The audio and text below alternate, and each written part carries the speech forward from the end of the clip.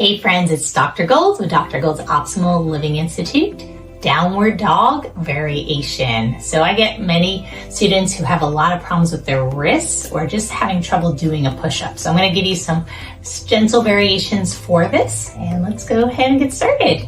So you're going to come to table position, which means your hands are underneath your shoulders, knees in line with the hips. So you're creating a table. We're going to lengthen the spine to get nice and tall here. Typically with the wrists, if we're flat, it puts a lot of strain on those wrists. So simple solution is fold over your mat, and you can just rest the palms at the edge of the mat, let the fingers hang, and it lifts up those wrists so it can take pressure off the joints. Or little fists with those hands can do the same thing.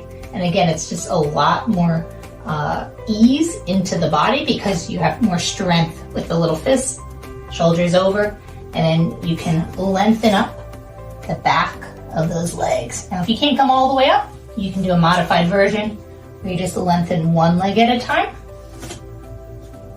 or just resting palms out like I showed you earlier, and then gently coming into your downward dog. Oh, a lot easier on my shoulders, not so much strain, and then I roll my shoulders back. So I'm going to show you that. So instead of a inward spiral, which puts, again, a lot of strain on that deltoid, roll the shoulders open. And you can even just try that position first. So you want to be more open, and then palms down. A little lift in the wrist takes the pressure off. You can even use a little towel underneath those wrists if you don't want to fold over your mat. So we're down here for the downward dog again. Lengthening up, and just let's walk our dog. You just bend one knee and then the other. Oh, that feels good. And then when they say chaturanga, that's that push-up.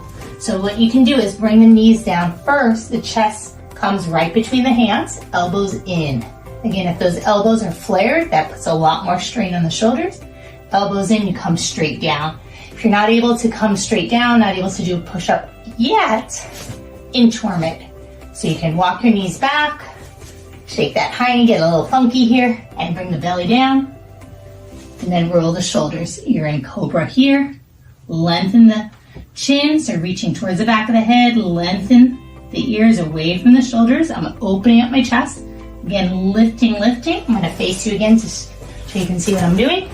So I'm on my belly and I'm lifting up. So instead of rounding and crouching the shoulders, I lift up.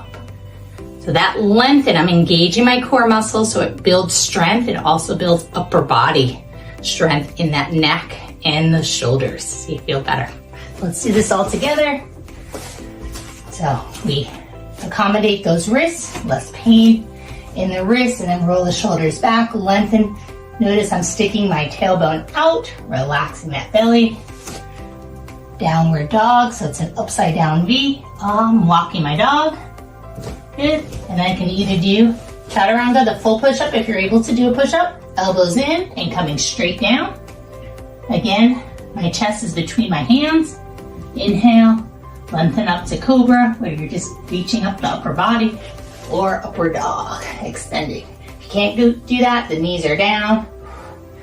You can always rest in child's pose. Forehead is down, hips reaching towards the heels. This is a great stretch for that low back. Oh, feels so good.